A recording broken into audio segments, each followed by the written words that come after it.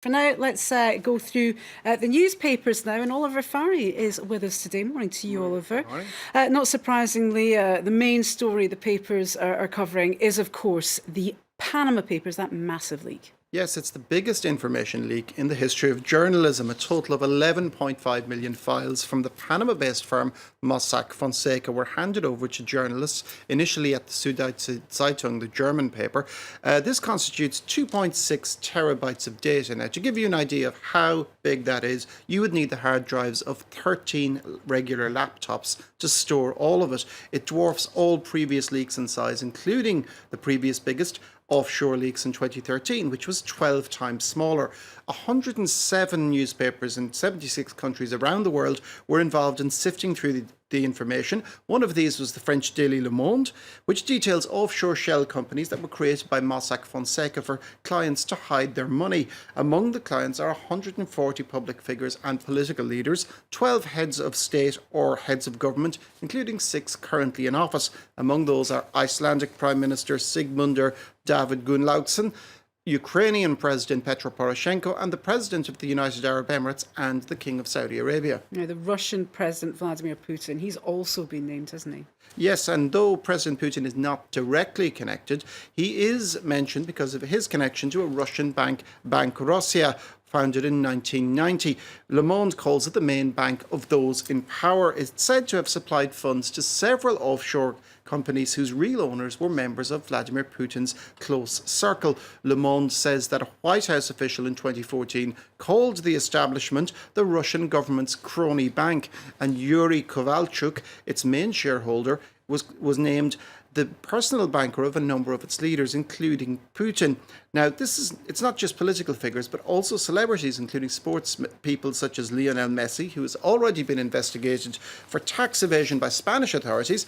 Former French footballer and later disgraced UEFA President Michel Platini is accused of being the real owner of Balne Enterprises, an offshore company created in Panama in 2007, the day after he was named head of European football's governing body. The company is still active and supposedly holds an account in a bank based in Geneva. Le Monde asks, what is the purpose of this company set up on the initiative of the bank and overseen by 5 directors who are clearly figureheads standing in for Michel Platini? It's a question the former France captain has not been willing to answer.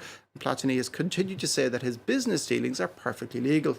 Now, there's no suggestion that the people who've been mentioned have been acting illegally, but there are some illegal practices involved here, such as undeclared earnings. That's right, and it's actually quite a big problem. It's a big problem across France in particular, because it actually is defrauding the public purse of quite an awful lot of money. The business daily Les Echos reports that defrauding of social security payments in France is as high as 6 to 7.4 billion euros per year. This means payment for undeclared labour beat new records in 2015. Now, undeclared earnings, just like tax evasion, is a big loss to the public purse.